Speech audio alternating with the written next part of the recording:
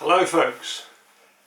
Throughout our Bibles there are many stories which highlight the way God values persistence and great faith. We might think perhaps of the parable Jesus told of the persistent widow to show us that we should pray and never give up. Or maybe the story of the woman who had bleeding for 12 years who pushed her way through the crowd and touched the hem of his garment.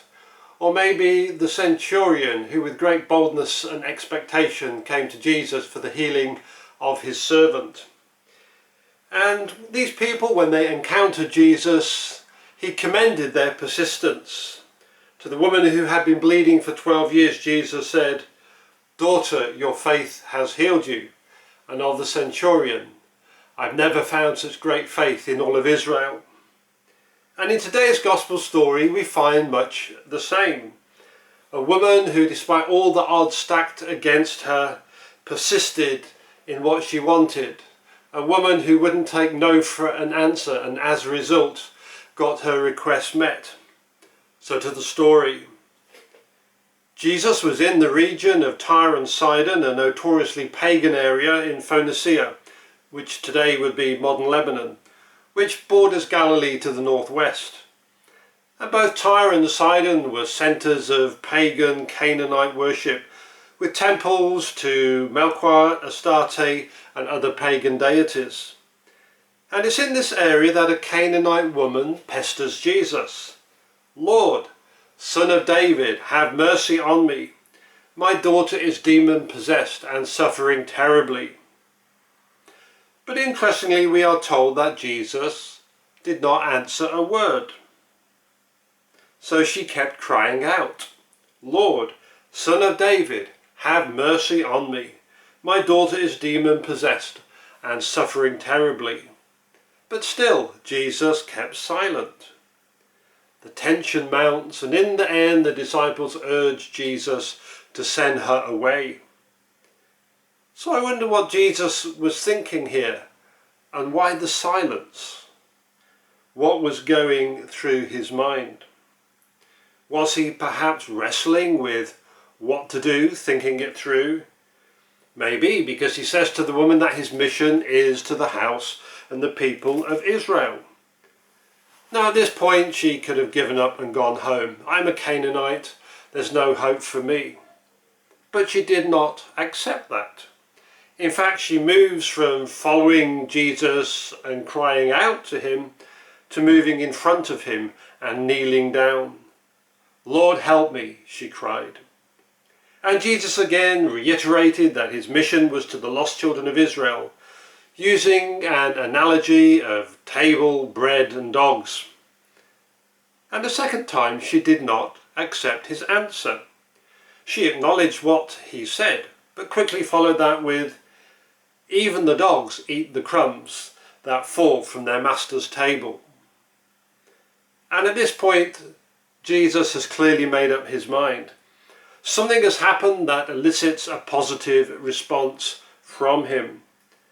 And what has happened, I think, is Jesus is impressed and moved by her dogged persistence, her sheer audacity, her resolute importunity and her great faith.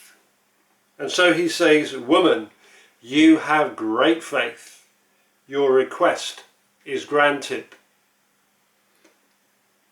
So even though Jesus had clear parameters and goals for his ministry, he was sent to Israel, and having wrestled with the issues, he makes an exception for a woman with great faith. Of course, this incident also perhaps foreshadows God's greater ministry to the Gentiles that was still to come. We might think here perhaps of Jesus' engagement with the woman at the well, a Samaritan, that gives us similar insights. So in this account we learn two key things, I think. Firstly, Jesus allowed compassion to overrule his program. And secondly, a person with great faith saw a desperate situation turned around. So what can we take away from this passage for ourselves? Well, an immediate and clear application of what we have learned in this account is that it should encourage us to exercise great faith when we come to God in prayer for people, for needs and things. For he responds to faith. But actually it's more than that, isn't it?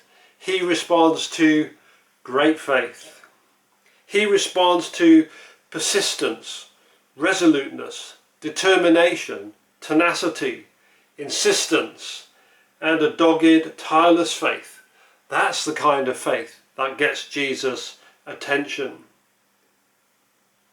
I must admit, in my own prayer life, there are times when I have prayed, and almost as the words are out of my mouth, almost as I've said the prayer, I have a sense that the prayer has fallen flat, that somehow it hasn't got through. Do I stop? Do I shrug my shoulders and say, well, that's a waste of time? No. I engage more fully. I pray again with persistence, resoluteness, determination and tenacity. And then I will often have a much clearer sense that the prayer got through and that in fact the answer is already on its way. And we can all pray prayers like that. And I also think there's a lesson here in how we treat others. Like Jesus, we probably all have our plans and our programs, and our lives are so often busy, aren't they?